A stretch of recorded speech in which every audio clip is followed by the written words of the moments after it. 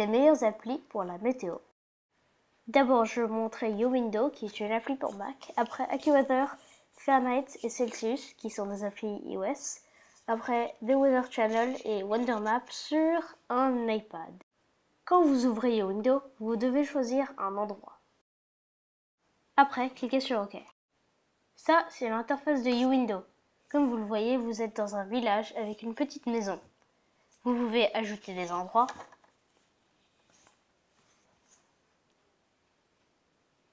Là, vous voyez la température et le temps pour les prochains jours.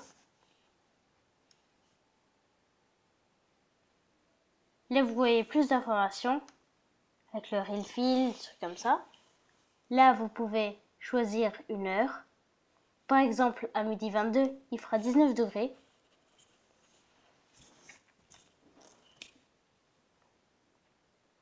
Vous pouvez aussi aller à demain.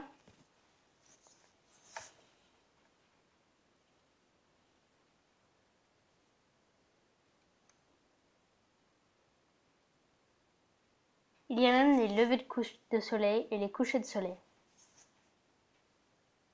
Après, si vous allez dans les réglages, vous pouvez choisir, si vous voulez de l'astronomie, par exemple, l'heure du lever de soleil et l'heure du coucher de soleil.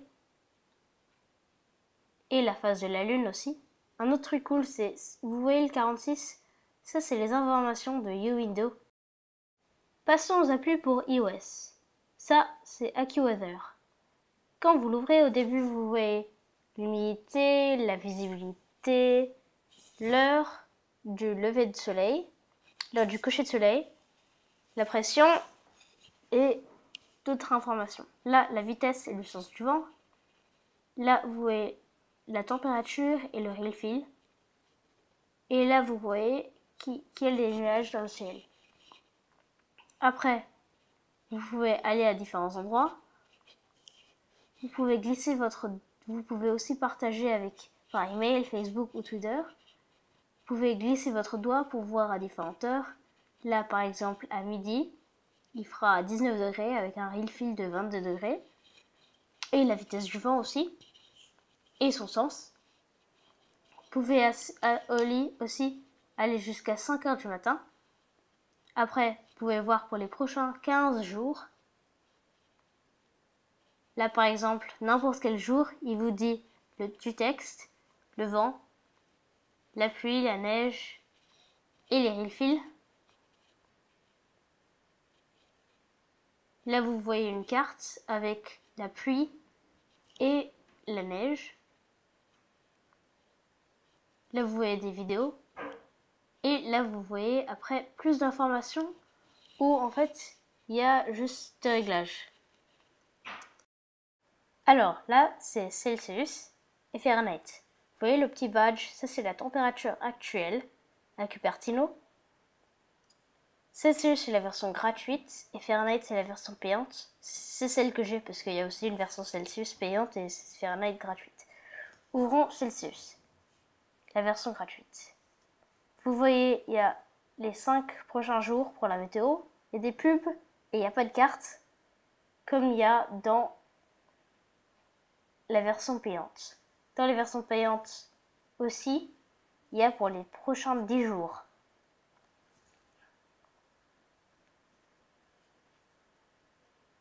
Alors vous voyez là les prochains 10 jours de météo. Là, si vous tapez sur aujourd'hui, vous voyez des informations comme le soleil, le vent maintenant, et après pour chaque heure, le temps et la température qu'il fera. Après, plus d'informations, les pressions, le coucher de soleil, le lever de soleil, le real feel, et d'autres informations comme ça.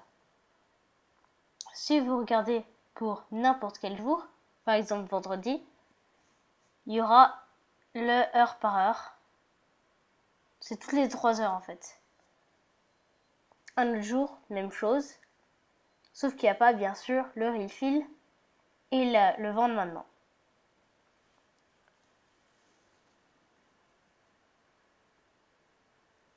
Là aussi, il y a des cartes, comme c'est la version payante. Là, c'est une carte avec les nuages. C'est un radar en fait des nuages. La prochaine carte, c'est la température en Fahrenheit, puisque c'est la version Fahrenheit. De maintenant à bientôt. En fait, jusqu'à demain matin. Là, les satellites.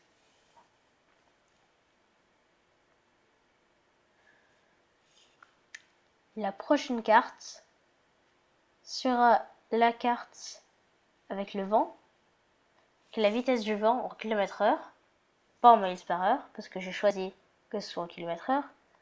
Et après, finalement, la dernière carte, ce sera la pluie. Et vous voyez que à l'ouest, il y a de la pluie. Et vous pouvez aussi partager sur Twitter et Facebook. C'est au tour de l'iPad. Voici The Weather Channel. Vous voyez, vous avez un arbre, de l'herbe et le ciel à l'heure actuelle.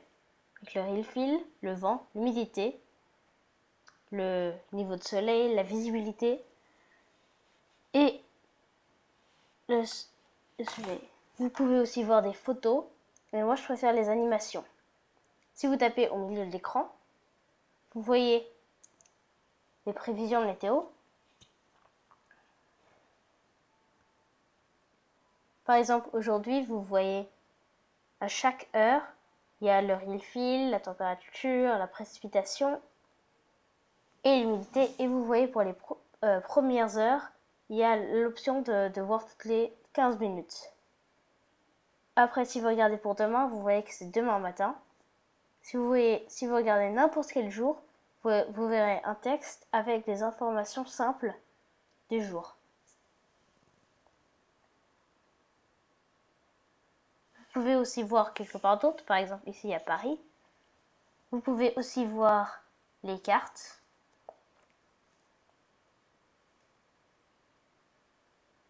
Des nouvelles, des vidéos